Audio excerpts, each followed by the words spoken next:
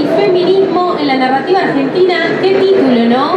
Da para pensar muchísimas cosas. Y es también el título del libro de Irma Berolín, que tengo al lado mío. Y también vamos a estar hablando de una compilación sobre la vida de Raimunda Torres Quiroga por parte de Carlos Abraham. Pero bueno, antes que nada, pensar, ¿no?, en el amor y la narrativa me lleva a plantear dos ejes temáticos que luego nuestra novelista y nuestro narrador e investigador asumirán mejor. Una salvedad: los cuentos de Irma Berolín son cuentos que echan una mirada distinta sobre los vínculos, sobre las relaciones, propios de una era en la que las relaciones entre hombres y mujeres están cambiando y el amor ya no es esa cosa celestial, ¿no?, bendecida, que nos habían explicado, que habíamos entendido. El amor como algo que puede provocar desasosiego también. Y bueno, la vida de Raimunda Torres Quiroga, por otro lado, es súper interesante. Ella fue una pionera del feminismo y de la narrativa argentina. ¿Por qué?, se preguntarán ustedes. Bueno, básicamente ser mujer y escribir género fantástico, de terror, en el siglo XIX, ya es de por sí ser una pionera. Ella, por supuesto, tenía otras contemporáneas, pero nadie hacía la denuncia de violencia de género y de las violencias que sufrían las mujeres como ella, que utilizaba este estilo, el gótico, el del terror, el fantástico, para hacer las denuncias, que luego Carlos nos explicará mejor, de lo que sufrían las mujeres en el siglo XIX. Otro eje temático que está relacionado con la vida de Raimunda y con la vida de miles de mujeres escritoras ha sido, por supuesto, la invisibilidad, ¿sí? El hecho de tener que usar un seudónimo por no estar o para no ser una mujer pública, porque antes, bueno, la mujer estaba dividida en dos zonas, ¿verdad? Por un lado teníamos a la mujer privada del hogar y la mujer pública de la calle. Cuando una mujer ponía su nombre en un texto, podría ser injuriada, se volvía peligrosa para la sociedad. Por eso muchas mujeres a lo largo de la historia de la narrativa, sobre todo fantástica o de ciencia ficción, tuvieron que usar seudónimos. No hay que irnos muy lejos para ver esto. Tenemos el caso de J.K. Rowling a mediados de los 90. Pues polémica la mujer, por supuesto, últimamente ha dicho cosas que no queremos escuchar, pero J.K. Rowling, a su editor le dijo básicamente que si ella no cambiaba las iniciales de su nombre para que pareciera efectivamente un hombre, no iba a vender libros.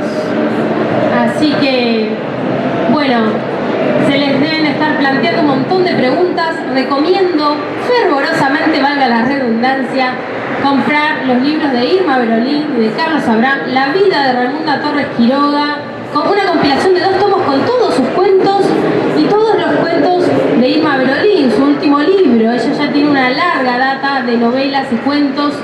Me llama la atención el título de una de sus novelas, La mujer invisible, porque un poquito de eso vamos a hablar hoy también aquí. Ella va a hablar también sobre María Elena Walsh en particular y sobre Libertad de Mitrópolis, que fueron a través del lenguaje. Recordemos que el lenguaje, como decía Vologinov, es ideológico.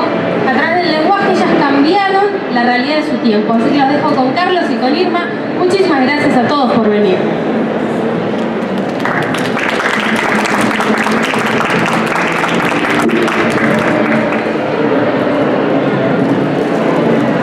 Buenas tardes, espero que se me escuche bien. Les voy a hablar sobre Raimunda Torres Quiroga, pero antes, ya que la mesa va a ser sobre el tema del amor y del feminismo en clave fantástica, quería mencionar que es una dualidad, o digamos una yuxtaposición, que tiene una larga historia y mucha riqueza en las letras argentinas.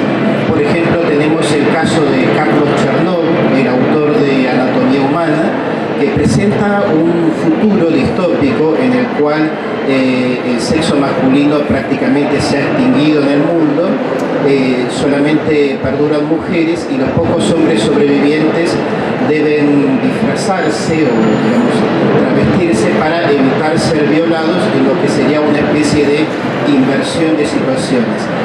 Otro autor interesante fue Ovidio Prasilio, donde también existe esta yuxtaposición entre la ciencia ficción y la temática sentimental, ya que, bueno, el amor es un tema que atraviesa prácticamente toda su obra y fue el autor, lo menciono como curiosidad, de la primera novela de la provincia de La Pampa, Besos Sublimes de 1928. Un caso muy interesante es el de Marcelo Menache, que en los años 30 publicó la novela Creíbles Aventuras de Luis de Cracanul, que es sobre un caso de una mujer que se transforma en hombre. Sería el primer texto sobre personas transgénero en nuestra literatura, y gran parte de la novela trata sobre los conflictos que siente el marido de este hombre transgénero debido a que la persona que creía su mujer, bueno, ahora está en un nuevo cuerpo y debe hacer todo el proceso de redescubrimiento del yo interior de esta persona, más allá de su apariencia física, es decir, tratar de hacer también una autoexploración interior acerca de sus propios sentimientos.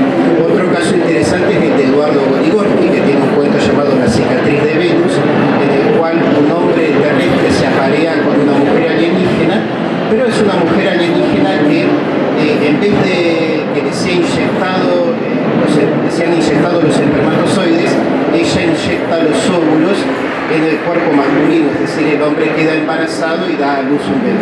Es decir, se trata de una serie muy interesante de especulaciones sobre el tema del amor dentro de las potencialidades que brinda la literatura fantástica y la ciencia ficción.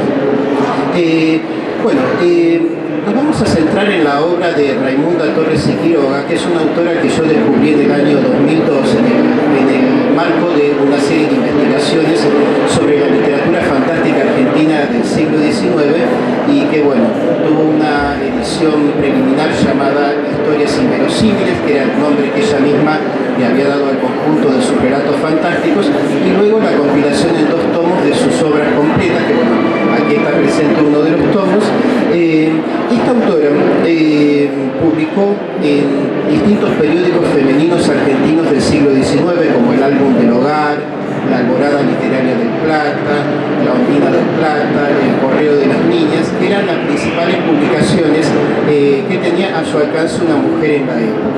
Es muy interesante mencionar, como para contextualizar un poco, que el uso del gótico por autoras femeninas era muy común en Inglaterra, ya que gran parte del público pertenecía a ese género.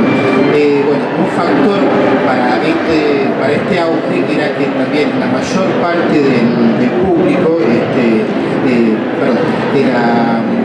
la abundancia de las tramas sentimentales en la novela gótica, y de hecho la crítica luego ha entroncado la novela gótica con el romanticismo como un precursor del género romántico. Y generalmente la figura de la mujer solía adoptar 2 formas en la novela gótica. Una era la doncella en peligro en las garras de algún monstruo o de algún aristócrata malvado, y la otra era, entre comillas, el demonio con faldas, que era una mujer malévola, muy a menudo inspirada en Lady Macbeth o quizá en las representaciones convencionales folclóricas de las brujas. Pero en el caso argentino, el gótico y el fantástico escrito por mujeres en el siglo XVIII es relativamente raro. Están los casos de Juana Manuela Gorriti, Eduarda Mansilla de García y la serie Se Cierra con Raimunda Torres y Quiroga. Bueno, ¿cómo descubrí a Raimunda Torres y Quiroga?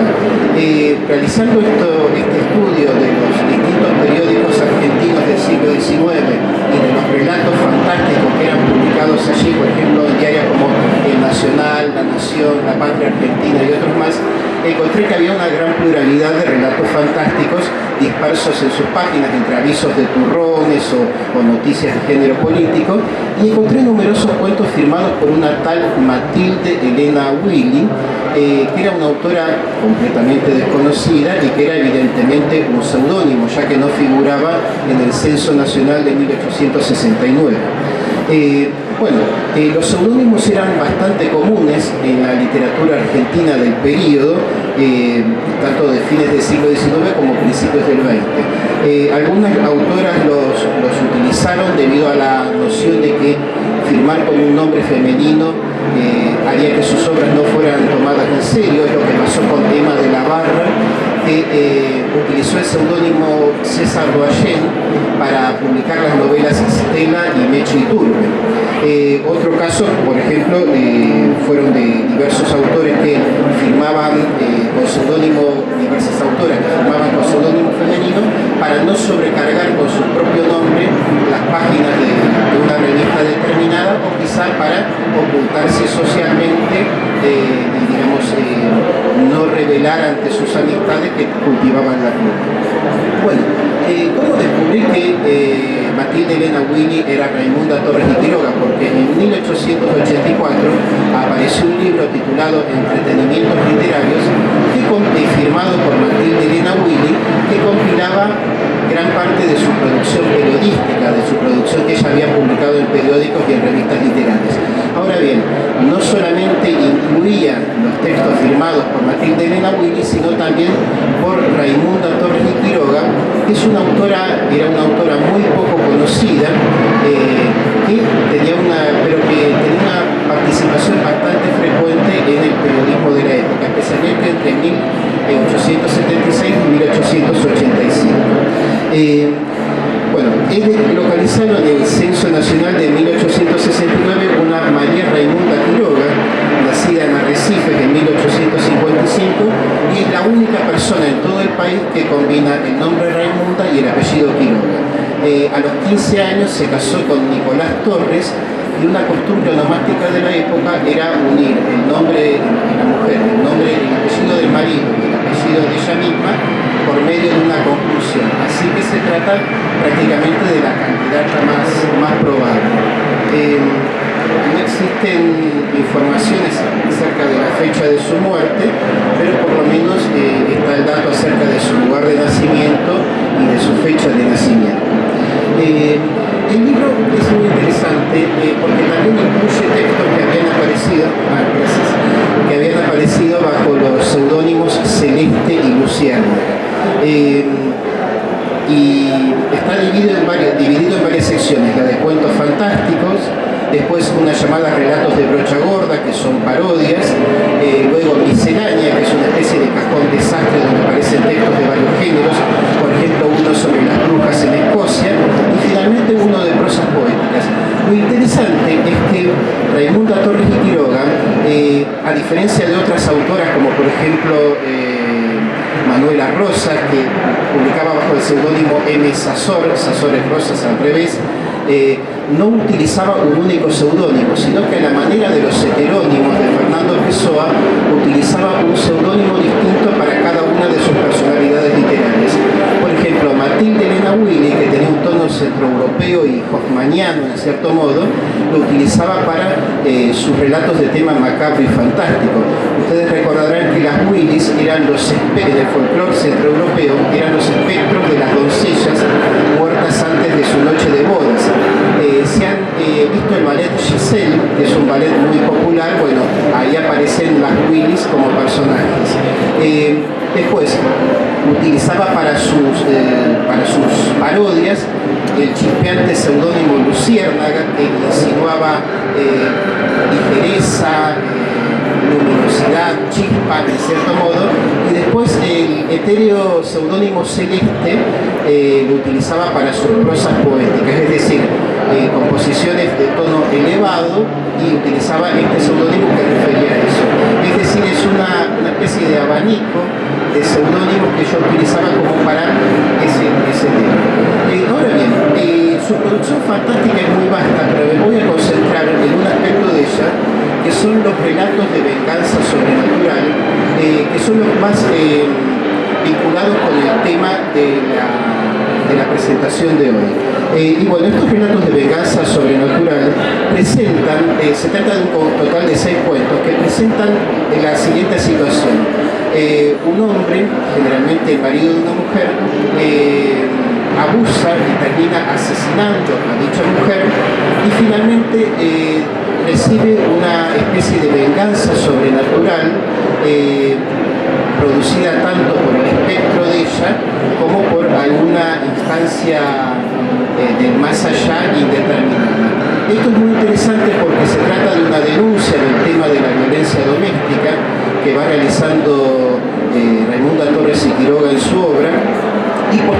no solamente el tema de la violencia de género en la sociedad de su tiempo, sino también el tema de la inoperancia de la justicia terrenal, ya que los victimarios que aparecen en su obra no son castigados por la ley, por los jueces, por fiscales, sino que solo por estas instancias sobrenaturales. Es decir, es como una denuncia también de la inutilidad de la justicia humana y del hecho de que la mujer debe recurrir a la justicia divina o a la justicia sobrenatural como para poder lograr el castigo de los crímenes sufridos.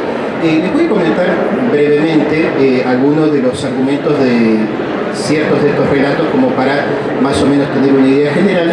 Por ejemplo, Gregorina está narrado en primera persona por un hombre que planea el asesinato de una mujer debido a haber escuchado una voz inmaterial que le advierte que ella lo engaña con otro hombre.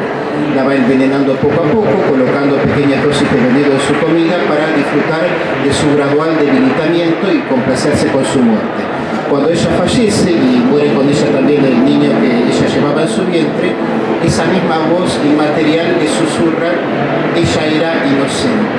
Es decir, se trata de un caso típico de ambigüedad del relato fantástico, un poco según el esquema de Todoro, en el cual si uno prefiere la interpretación sobrenatural se trataría realmente de una presencia diabólica que buscó causar la destrucción de esa familia a través de convencerlo a este hombre, y después, si uno opta por una interpretación racional, se trataría simplemente de un caso de locura o autosugestión que lo conduce al asesinato. Otro de los relatos es Otto de Whitworth, que transcurre en un castillo medieval durante una noche de tormenta, es decir, una escenografía clásica del gótico. Un grupo de amigos brinda con jarras de cerveza, riendo y blasfemando, y en medio de esa conversación casual se menciona a una muchacha recientemente muerta. En ese momento un espectro descarnado aparece a través de unos cortinados y grita que el asesino ha sido Otto, el anfitrión de la fiesta. Es decir, una ambientación germánica por el nombre Otto, que remite a todo el contexto de la fantasía alemana y especialmente de Hoffmann, que fue una gran influencia sobre nuestra autora. Entonces el espectro se desvanece y bueno, el acusado comprende que el ser sobrenatural es una manifestación de su conciencia manchada por el crimen y decide expiar sus crímenes convirtiéndose en un ermitaño. Otro texto muy interesante es La mancha de sangre, donde un hombre decapita a su mujer por creerla culpable de traición. Sin embargo, la muerte no ocurre inmediatamente, sino que la cabeza de la mujer rueda por el suelo mientras grita que se vengará desde más allá de la muerte. Es decir, bueno, es una escena bastante macabra que quedaría perfecta para una ilustración, ¿verdad? O para un grabado de los grabados tan pintorescos del siglo XIX. Entonces, desde ese momento el hombre es acechado por una gran mancha roja que se aparece en los lugares más insólitos para recordarle su crimen. El terror lo priva del sueño y lo sumerge en la desesperación. Con el tiempo enloquece y queda ciego, pero sigue viendo en la penumbra esa mancha roja. Pasa el tiempo y los aldeanos descubren la calavera de este hombre con una mancha roja en forma de cruz grabada sobre el hueso frontal.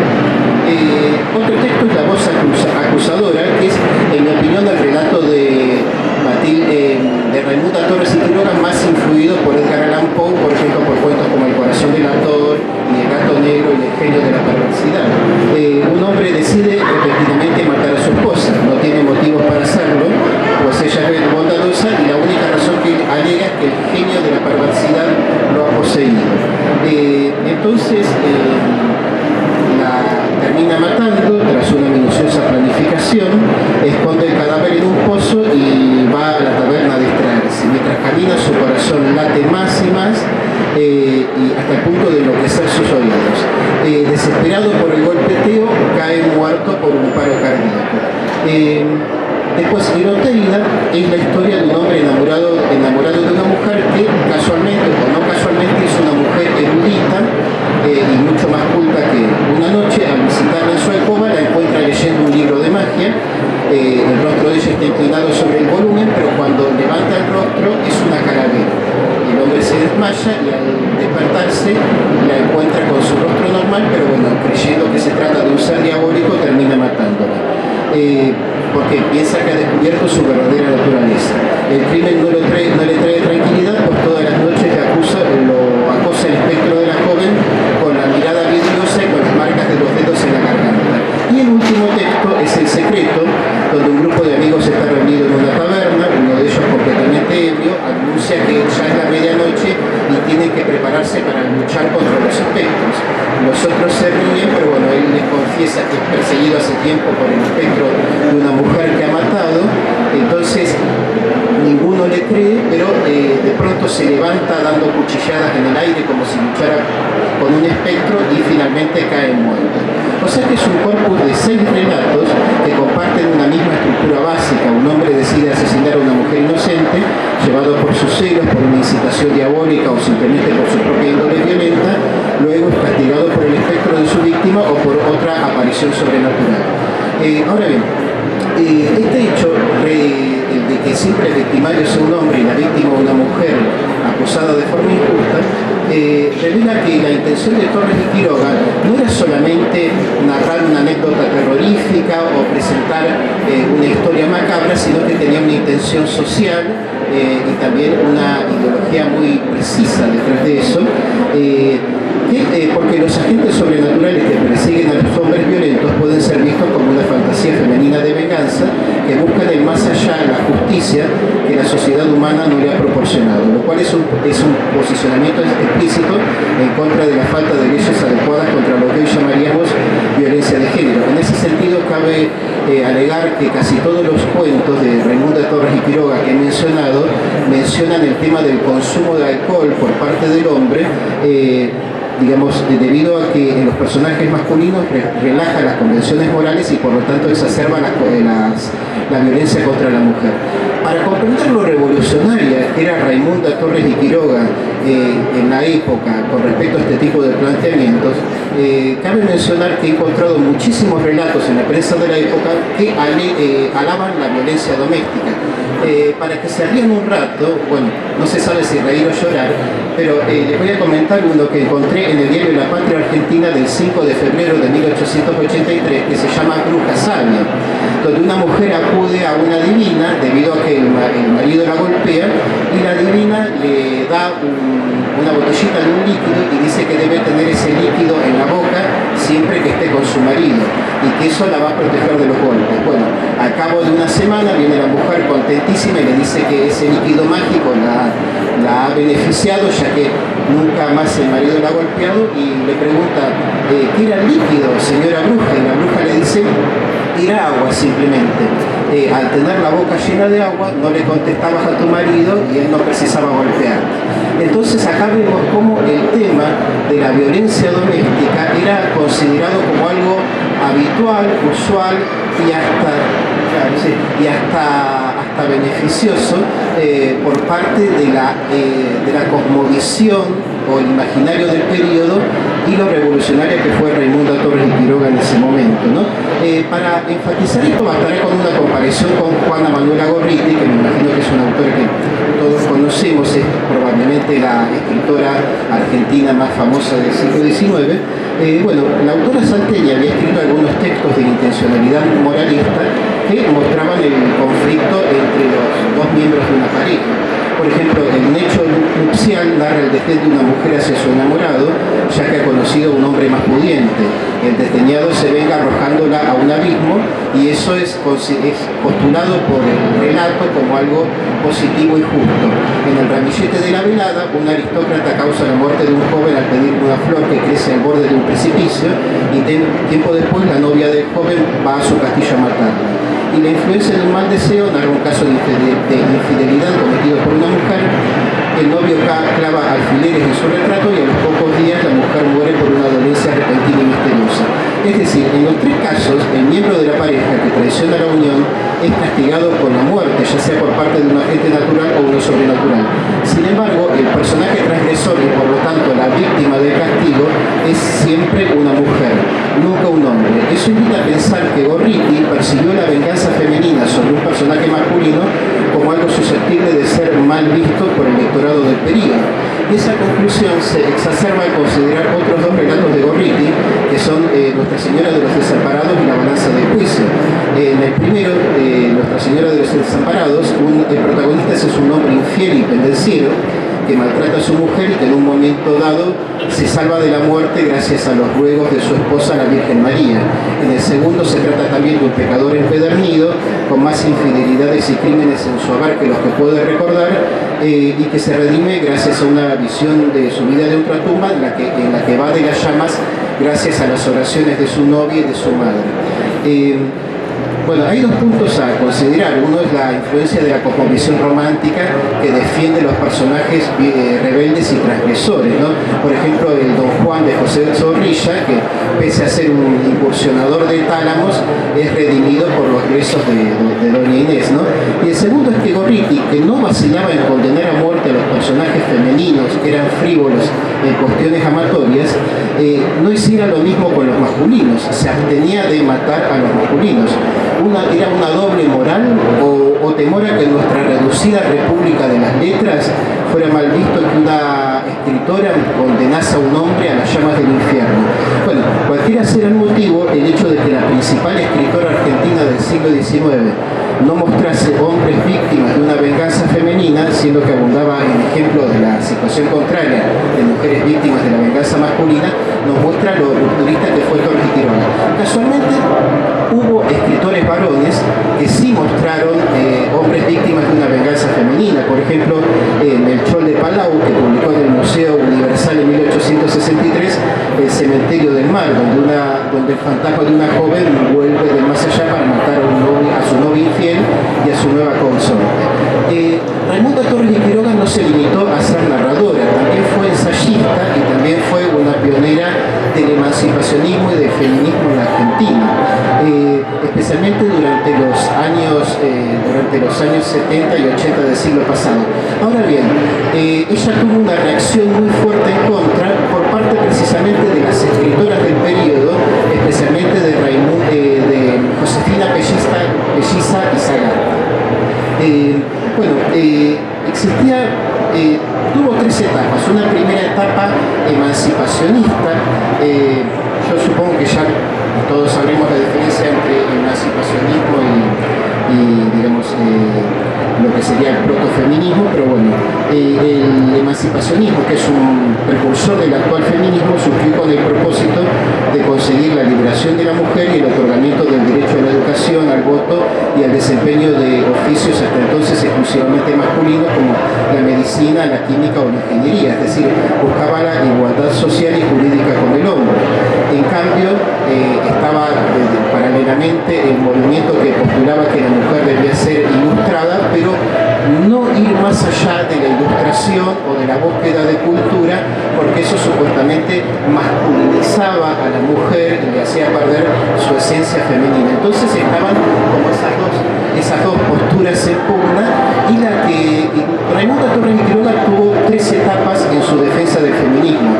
Una primera etapa donde defendía el tema de la mujer ilustrada, luego cuando aumentó su prestigio en el campo intelectual y se convirtió en gacetillera de diversas publicaciones, adoptó una posición emancipacionista muy fuerte que le trajo muchas críticas por parte del ambiente literario, especialmente por parte de algunas escritoras contemporáneas, y finalmente tuvo una etapa de retractación en la cual, en cierto modo, renunció a sus postulados anteriores, pero vamos a ver que esta renuncia en realidad fue una renuncia camuflada. ¿Por qué? Porque bueno, había en la época no había una posición unificada entre las literatas argentinas. Raimunda Torres de Quiroga y María Eugenia Echenique defendían la posición emancipacionista, que era la más rupturista en su momento, exigiendo para la mujer los mismos derechos que tenía el hombre. En cambio, otras como Lola La Rosa de Ansaldo, Josefina Pelliza de Sagasta, Clorinda Mato de Turner o María del Pilar, si no es de Marco, tenían una posición más conservadora, que consistía en la defensa de simplemente la mujer ilustrada, pero sin participación en las cuestiones sociales. Entonces, resumiendo un poco, ¿qué ocurre? Tuvo un gran enfrentamiento, una larga polémica en medios diarios de la época en el año 1878 con Josefina Pelliza de Sagasta, pero después ocurrió un cambio que fue la muerte de Echenique, que era su única aliada, y un aumento del poder en el ámbito intelectual de su adversario, ya que en 1878 apareció la revista El Álbum del Hogar, que era un semanario femenino dirigido por el poeta Gervasio Méndez, que se convirtió en el principal medio destinado al público femenino. En él colaboraban las principales autoras del periodo y la gacetillera era Josefina Pelliza de Sagasta, que a veces ocupaba el rol de vicedirectora o de directora cuando Gervasio Méndez tenía problemas de salud. Entonces, debe haber resultado evidente para Torres y Quiroga que para publicar en el Álbum del Hogar debía estar en buenos términos con su antigua enemiga. Ahora bien, ¿cómo se articula este proceso de defensa a través de ensayos del feminismo de Torres y Quiroga con sus relatos fantásticos? Bueno, ella comenzó a escribir relatos fantásticos luego de que debió realizar esta retractación debido al veto que sufrió por parte del ámbito literario de su época. Digamos, tuvo una especie de rechazo casi unánime y durante un tiempo no pudo publicar. Entonces adoptó una especie de estrategia más sutil, una defensa implícita y no explícita del emancipacionismo. Por ejemplo, como articuló no de modo ensayístico esta defensa de la mujer, sino a través de modo ficcional, a través de estos relatos donde aparece el maltrato de una mujer realizado por un hombre y su castigo posterior. Por lo tanto, se puede hablar de un emancipacionismo implícito en oposición al emancipacionismo explícito de los textos. En ninguno de los relatos se sostienen estas ideas de modo concreto o directo, pero la presentación de mujeres bondadosas e inteligentes que son victimizadas por hombres es una forma sutil de denunciar la opresión de género. En segundo lugar, como les mencioné, el hecho de que el castigo sea sobrenatural y no humano muestra la laguna jurídica que hay con respecto a este tema. Otro detalle muy interesante es que muchas de las críticas al emancipacionismo que hubo en textos de Casimiro Villamayor, Josefina Pelliza de Sagasta y otros autores solían emplear términos derogativos como delirantes, alucinadas y fantasiosas para referirse a las emancipistas. Por ejemplo, un caso típico es el artículo Dos palabras sobre la emancipación de la mujer, que apareció firmado como Margarita en 1878 y que concluye con la frase: la idea de emancipación es un sueño, un delirio de imaginaciones enfermas. Ahora bien, ¿es posible que Torres y Quiroga haya abordado el género fantástico a modo de una aceptación irónica de tales calificativos, como un hecho, como una forma de decir, está bien, ustedes me llaman de tal manera, yo me apropio de esto y lo doy vuelta contra ustedes, como por ejemplo, como en el caso de los afroamericanos de los años 60, que utilizaban los términos derogativos que les daban los blancos y los daban vuelta como para utilizarlos como bandera, o en el caso del peronismo, cuando en el diario Crítica de Natalio Botana se los llamó derogativamente descamisados y luego el peronismo adoptó el término descamisado como una bandera de lucha. Para finalizar, Torres y Quiroga reemplazó su resistencia explícita, expresada a través de artículos y de ensayos, por una resistencia subrepticia a través de la ficción fantástica. Esta estrategia dio sus frutos, ya que consiguió seguir expresando sus ideas sin ser marginada por el mundillo local de las letras, que era demasiado reducido y estrecho, por lo que cualquier enemistad podía causar el fin de las oportunidades de publicación de la autora. Pocas décadas después, la ideología sustentada por Torres y Quiroga, en su etapa de mayor rebeldía, pasó de ser marginal a ser hegemónica, y por lo tanto, en mi opinión, es justo considerarla como una precursora.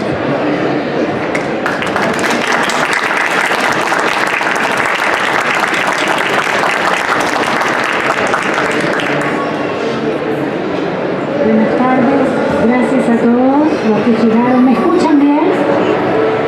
Gracias a CITES por el espacio. Yo tomé a dos autoras, Libertad de Mitrópolos y María Elena Walsh, porque son dos referentes, pero son muchas las escritoras que me permitieron escribir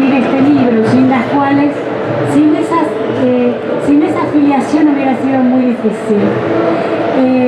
Libertad de Metrópolis y María Elena Walsh se conocen en el año 48, cuando viene al país Juan Ramón Jiménez, invitado.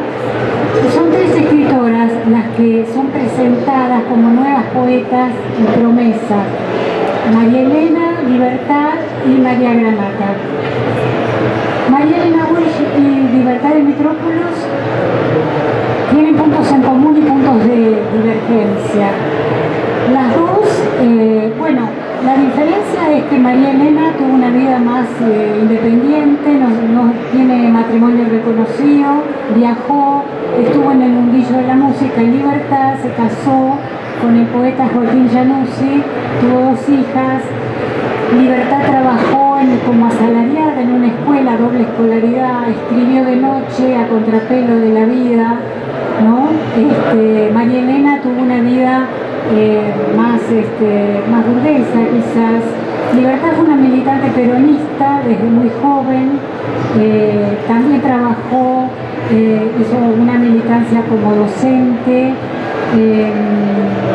padeció la dictadura, lo mismo que María Elena, pero mucho más, teniendo una hermana desaparecida que luego logró salir del cautiverio, pero que dejó huellas muy fuertes en la familia.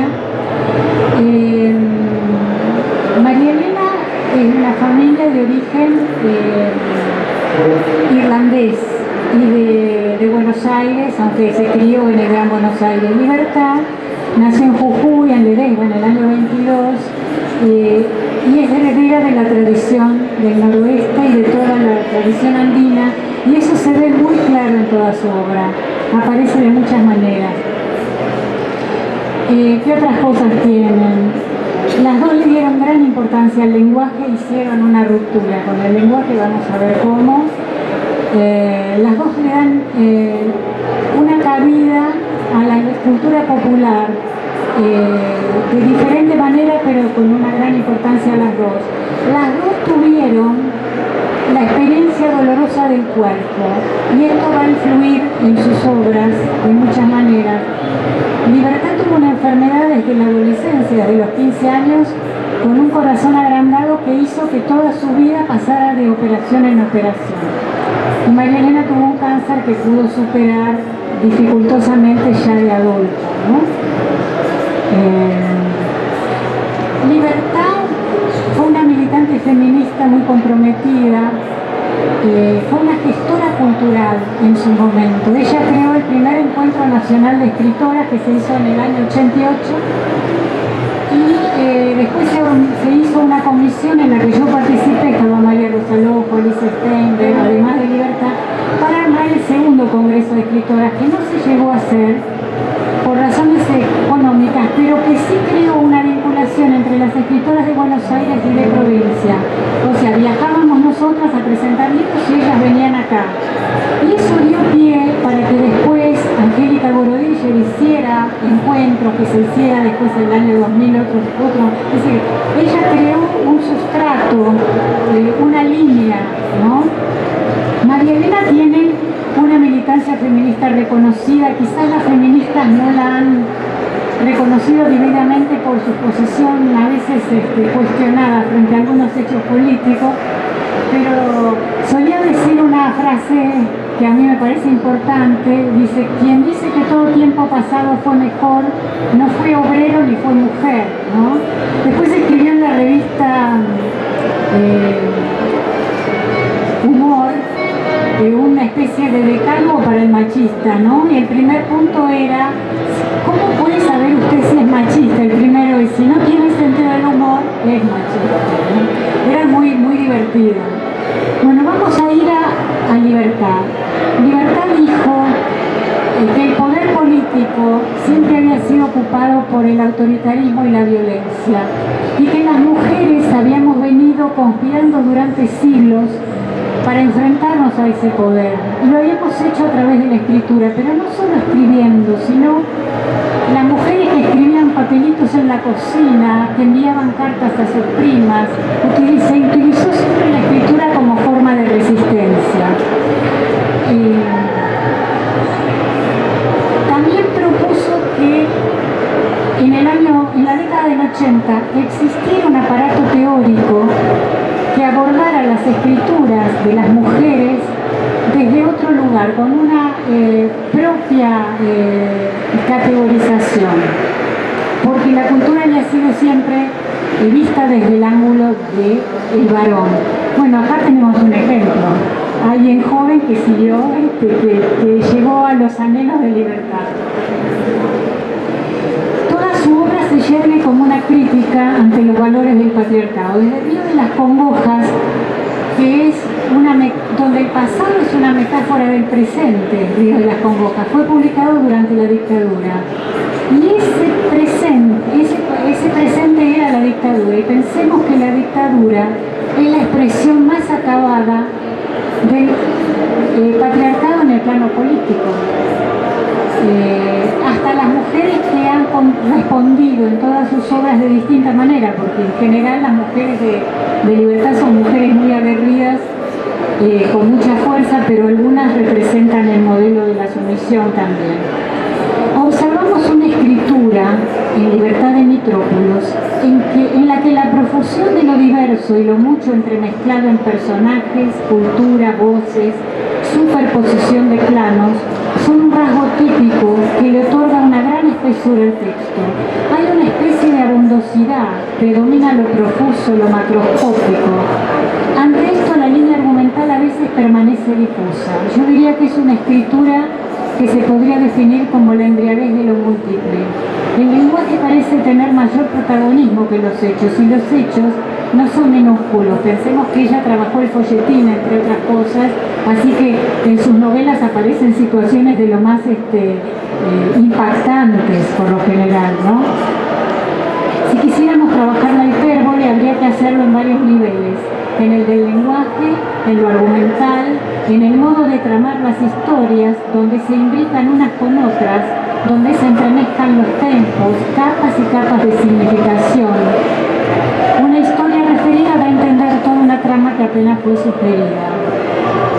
Bueno, en todas sus novelas se plantea siempre una tensión entre quienes tienen el poder y quienes están padeciendo ese poder. Llámense mulatos, negros, mujeres o mestizos, ¿no? Ella trabajó siempre los personajes marginales y también se ocupó del poder de la Iglesia, que es determinante. Lo que me llamó la atención al leerla para hacer este trabajo es que no hay novela de todas donde no haya una mujer asesinada o golpeada por su marido, su amante, su novio o su patrón. Y tampoco hay ninguna novela en la que, o sea, no falta en sus novelas un personaje de mujer indígena hablando con voz propia. El concepto circular del tiempo es una característica que para mí define todo lo que monta después Libertad de Mitrópolos. El concepto circular del tiempo responde generalmente a sociedades matriarcales, algunas sociedades de Oriente y también a los pueblos originarios de América. Acá Adolfo Colombres me va a corregir si me equivoco.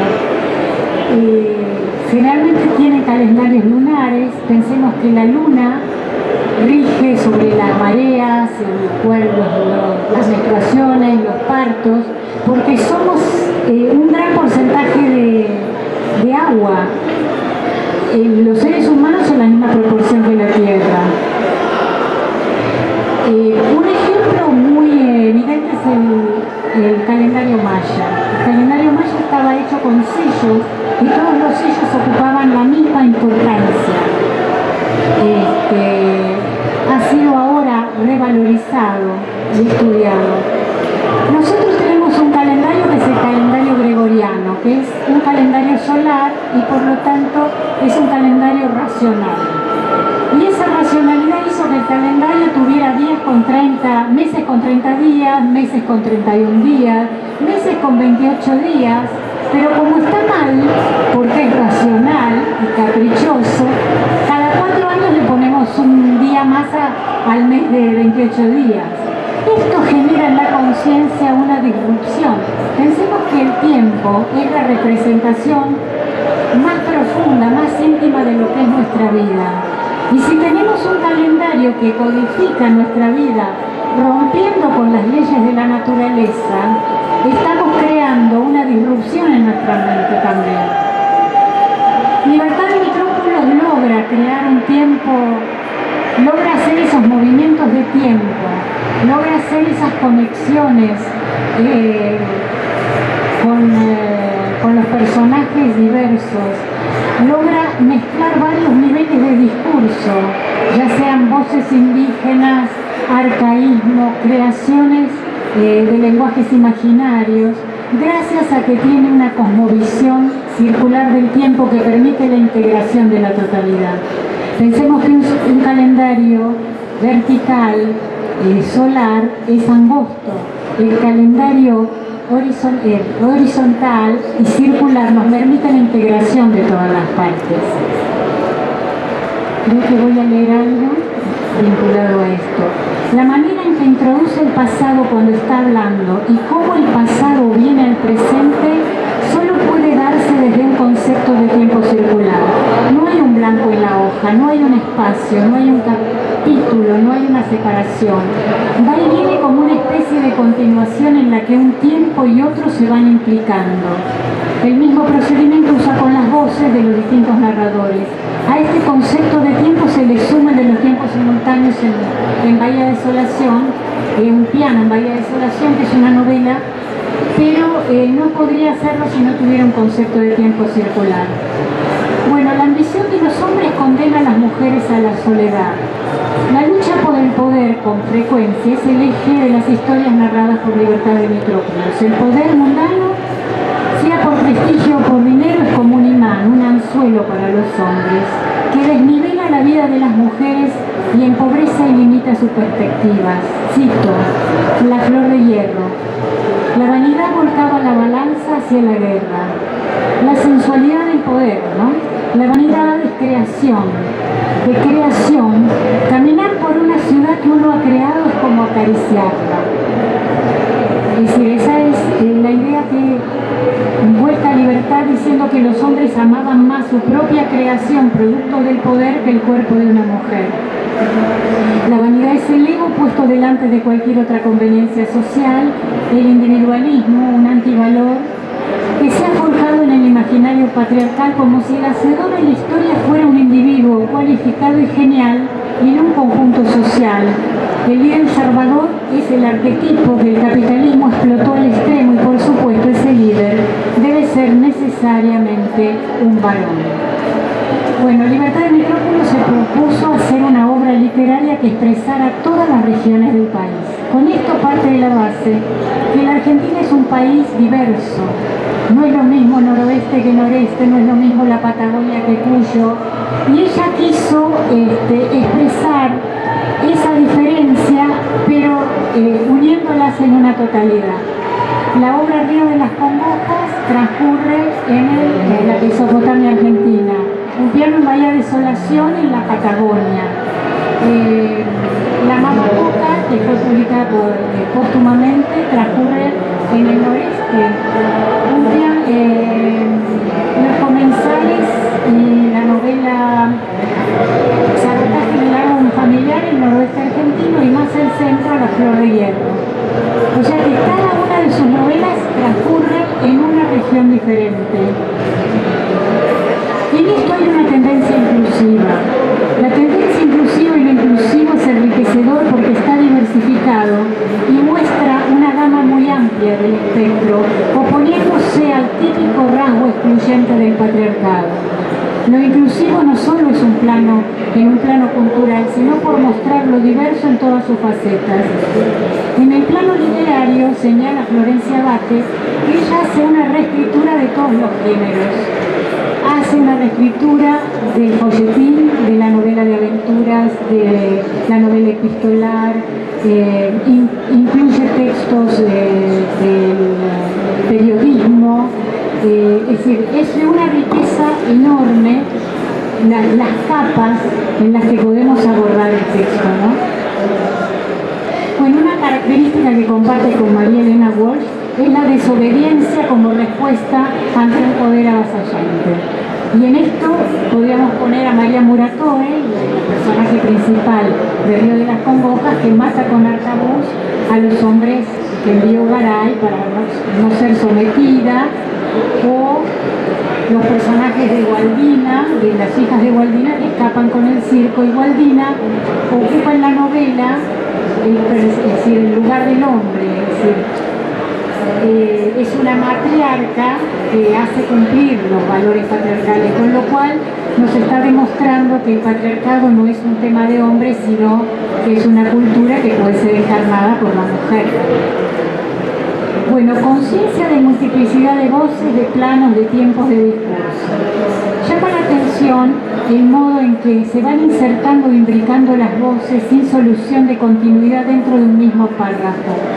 Se produce un salto, se hace una incisión y se pasa a otra escena.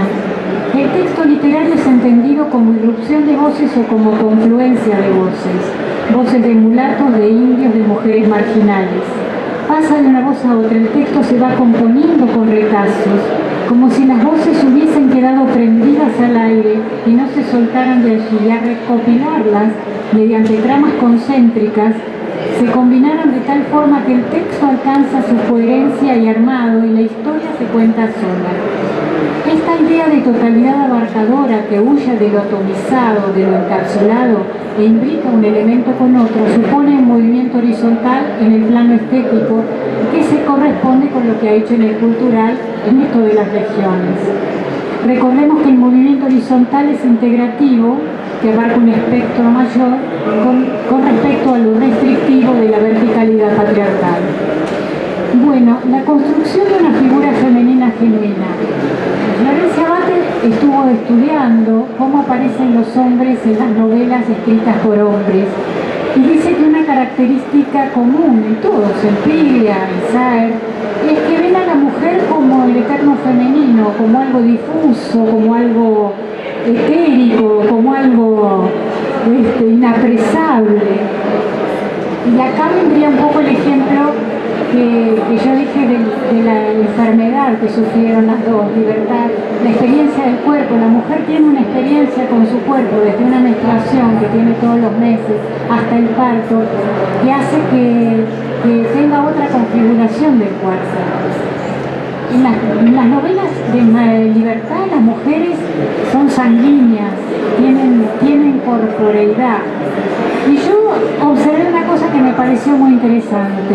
En la biografía que ella escribió sobre Eva Perón, que no tiene el tipo de discurso de sus novelas, que son mucho más metafóricas, es un discurso más sobrio, ella hace un comentario al pasar y dice: es notable que la figura de Eva Perón más difundida sea en la que ella está vestida de gala en el Teatro Colón, quieta, enjollada, y no dice nada más. No, y dice, cuando la mayor cantidad de fotos se las sacaron en la Fundación Evita, cuando ella trabajaba de la mañana a la noche, o muchas fotos que le han sacado cuando estaba con Perón en la Quinta San Vicente. Esas fotos no se muestran, lo cual está diciendo que la cultura oficial quiso hacer de Evita lo que quiere hacer de la mujer, alguien que está de adorno, que es un objeto, que está quietita y que no molesta, ¿no? Bueno, hay escenas o situaciones argumentales que funcionan como metáfora de un modelo de pensamiento. Nora Domínguez, que es otra de las estudiosas, junto con Florencia Bate, de la obra de Libertad de Metrópolos, dijo que Libertad de Metrópolos tiene personajes emblema. Se ha encontrado que en el personaje de María Muratori está como Eva Perón. Muratori en italiano significa albañil, quello que fa il muro, o sea, ella era constructora de identidad, o sea, hasta en los apellidos. Isabel Descalzo es un personaje de una mujer carente de bienes materiales. Es decir, todos los personajes tienen nombres y representaciones alegóricas. Pero lo que yo encontré es que hay alegorías dentro de la novela, que son escenas como si en el fluir del texto hubiera una especie de coágulo, porque a veces es tan difuso, porque ella trabaja con tantos lenguajes y tanta superposición de planos, que el texto necesita un momento en el cual la significación se vuelva más clara. Por ejemplo, hay una novela que es el Sabotaje en el álbum familiar, que transcurre durante la época peronista, la proscripción peronista, y hay un hombre que es que está en la clandestinidad, pero tiene que salir de la clandestinidad para ir a despedir a su amante que está muy muerta, ir al entierro, ir al velatorio. Resulta que la policía cerca el lugar y entonces él no puede escapar. ¿Y qué hace? Se mete adentro del féretro pasando por el muerto y escapa. Y en una parte del texto, Libertad dice: los hombres deberían ponerse bajo la piel de todas las mujeres. O sea, esa escena lo que está haciendo es representando la idea que ella tenía de lo que debía hacerse. Hay otras escenas, como por ejemplo en la novela La Flor de Hierro, donde se ve el emblema claro. La Flor de Hierro también fue publicada durante la dictadura. Un pueblo que es Medina no tiene agua. El agua es la representación de la vida, pero sí tiene un gran cementerio. Y los pueblos vecinos no tienen cementerio, entonces usan el cementerio y le pagan dándole agua. Pensemos que esta es una metáfora muy clara para lo que pasó en la dictadura con los desaparecidos, donde la vida y la muerte entraban en una misma confusión, ¿no? Bueno, yo me quedaría con la frase de Libertad, que todos los seres nos pongamos debajo de la piel de todas las mujeres, ¿no? Uy, qué lástima, empezó la música. Bueno, vamos a María Elena. Tengo tiempo, ¿no? ¿Todavía? Bueno, María Elena Walsh. María Elena Walsh, en su primer libro, Tutú Marambá, pensemos que lo que hace María Elena Walsh es codificar el género de literatura infantil. Hasta el momento de María Elena Walsh, la literatura infantil usaba un lenguaje castizo, no tenía una definición, parecía escrita en cualquier lado. Y María Elena crea las condiciones del género sobre la cual todo lo que venimos después, escribimos literatura infantil, logramos poder escribir una literatura nacional. En su libro, y pensemos también que la literatura infantil sufre la fiscalización de la escuela.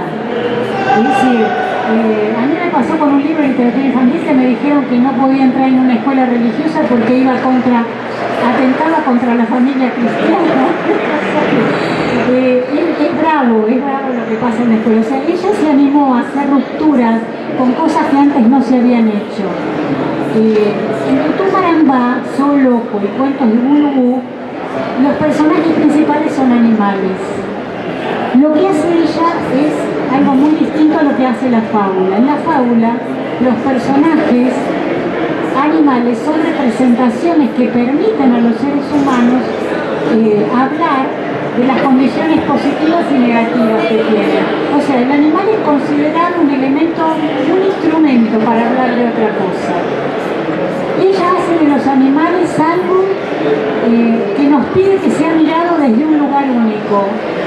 Que el animal no sea comparado con algo, con otra cosa, sino mirado desde su condición de lo extraño. Y nos obliga a mirarlo desde ese lugar de extrañamiento para encontrar su individualidad. Pensemos que en la segunda mitad del siglo XX no existía la conciencia que existe ahora sobre los derechos del animal. El sistema patriarcal considera que el esquema patriarcal es: en la cúpula está el ser humano y todo lo que está debajo es subsidiario y por lo tanto puede ser explotado. Y eso nos ha condicionado enormemente y hemos hecho atropellos en el sistema ecológico y con respecto a los animales. María Elena nos invita a mirarlo, simplemente a mirar. Y es preciso insistir en esto, porque antes de la mirada siempre está el prejuicio o un sistema de valores que encasilla los conceptos, que los encapsula. En la obra de Walsh, el modo en que están presentados los animales promueve un cambio de visión. Tan solo mirar sin compararlos con nada externo a ellos. No como la referencia con lo humano, sino como simples contempladores de lo diferente. La forma en que los animales aparecen representados en la obra de Walsh no es para que los veamos humanos ni que los comparemos con ellos, sino para que sus conductas con distintos efectos estéticos, lo ridículo, lo sorprendente, lo emotivo, nos obligue a percibir el contraste, induciéndonos a mirar el mundo animal por segunda vez. Desbaratamiento de la lógica racionalista. Pensemos que en este libro, que en general son todos animales, está todos los que conocemos después que tuvieron canciones, la vaca estudiosa, la hormiga titina, Manuelita, casi todos son animales. Pero el personaje femenino más destacado es Doña Disparate. Pensemos que Doña Disparate está representando a los humanos en este libro. Y el disparate es lo opuesto al sentido común en una sociedad como la occidental, donde el ser humano se define como ser racional. Lo que ella está haciendo es invirtiendo, presentándonos a los animales en forma diferente y al humano con una característica opuesta a la que nos reconocemos. O sea que esto nos está haciendo desautomatizar un modo de percepción que tenemos incorporado. Desarticula nuestro modo de percepción.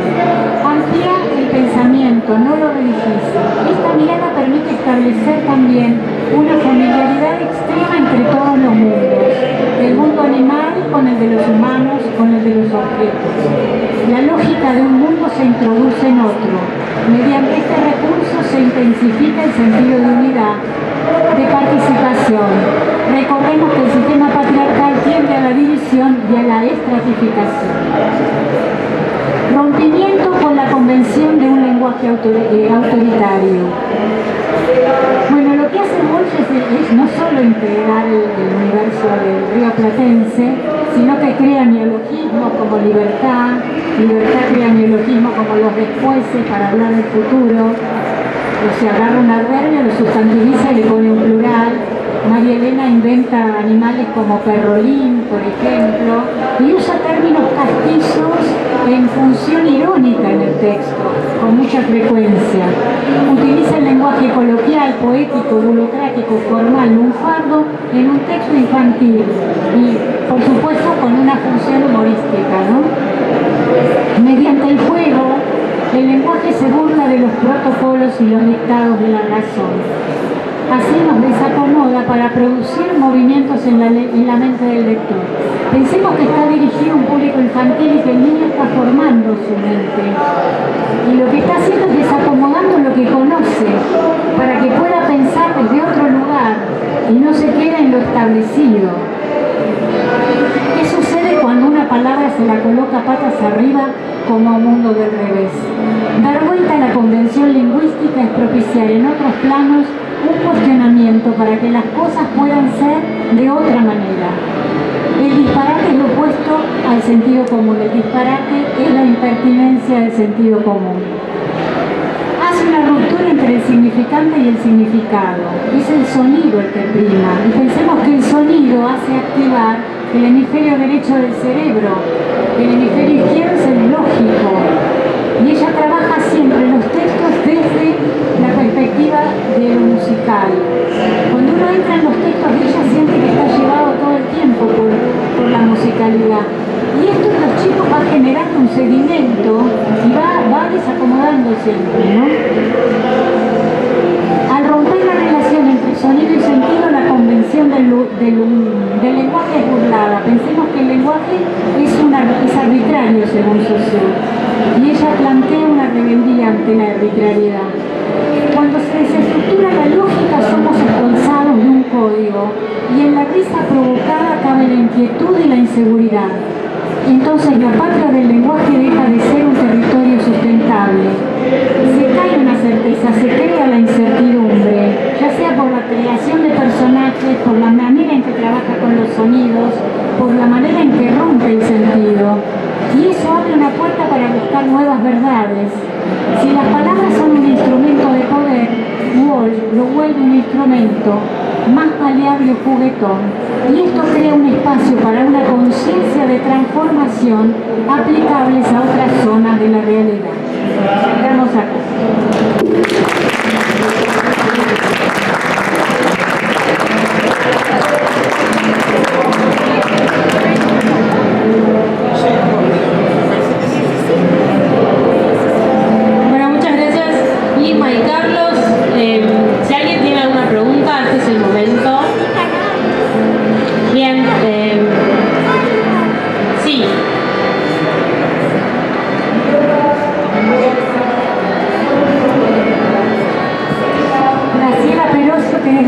algo, vos que la conociste, María Elena, tanto.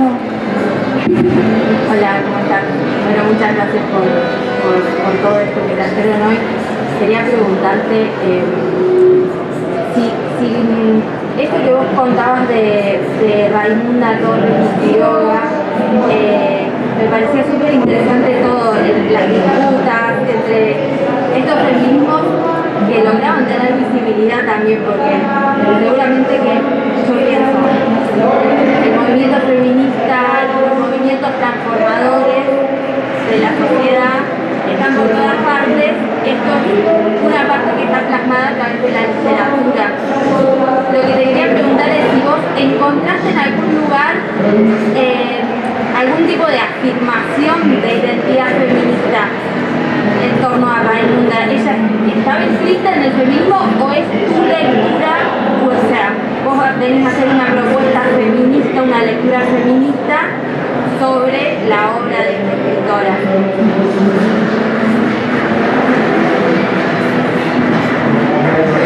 Sí, mira, el feminismo como movimiento que se reúne en forma de grupos o en forma de asociaciones feministas en nuestro país es de una época posterior, es decir, anteriormente solamente había individuos, es decir, propuestas individuales, por ejemplo de Echenique, de Torres y Quiroga, o de, digamos, algunas autoras previas que sostenían posturas, yo no sé si llamarlas feministas porque es un término contemporáneo.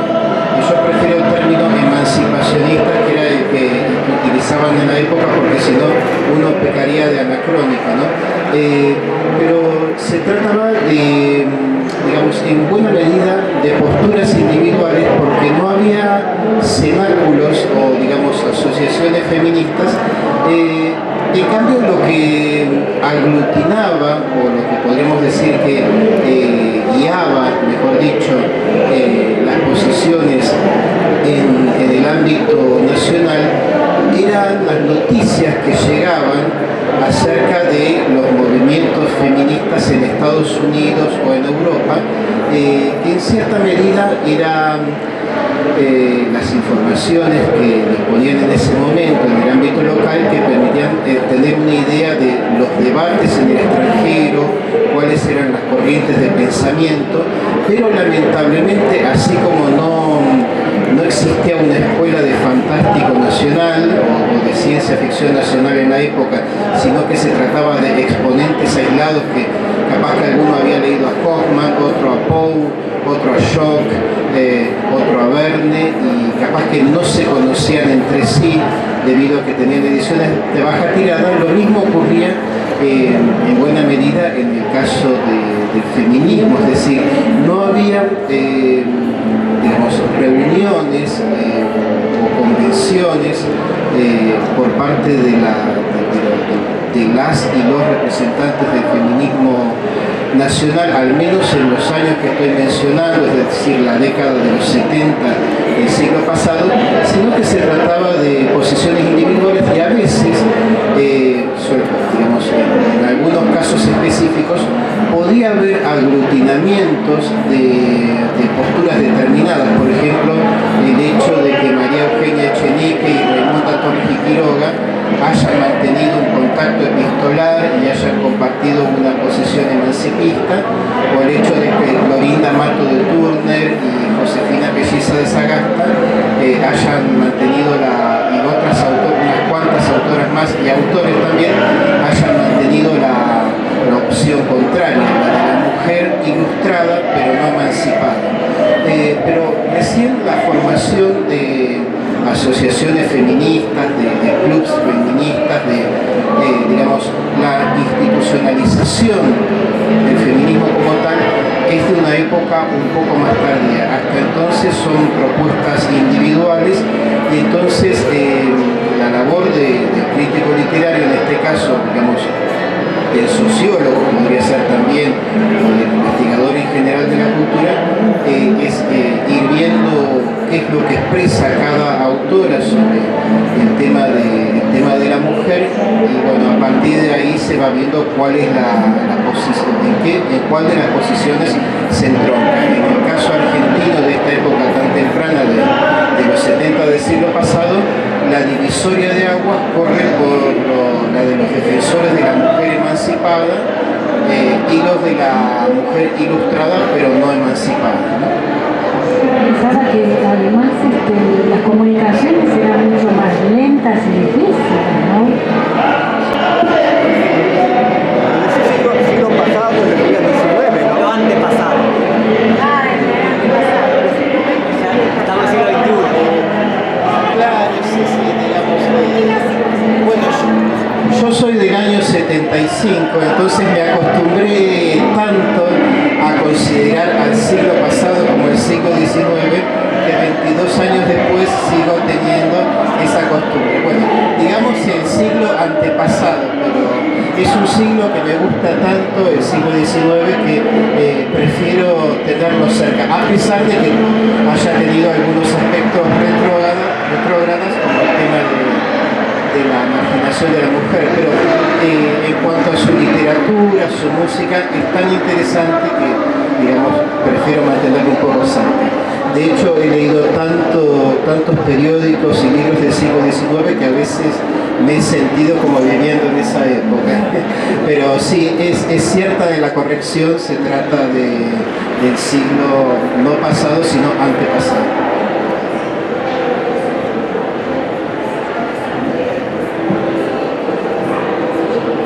Pregunta. Bueno, les recordamos en la editorial Cicus pueden encontrar ambos libros en los que fue basada esta charla. Por un lado, las obras completas de Raimunda Torres y Quiroga, de Carlos Saurá, y por el otro lado, fervorosas historias de mujeres y hombres, de Irma Berolín. Muchísimas gracias por estar y buenas noches.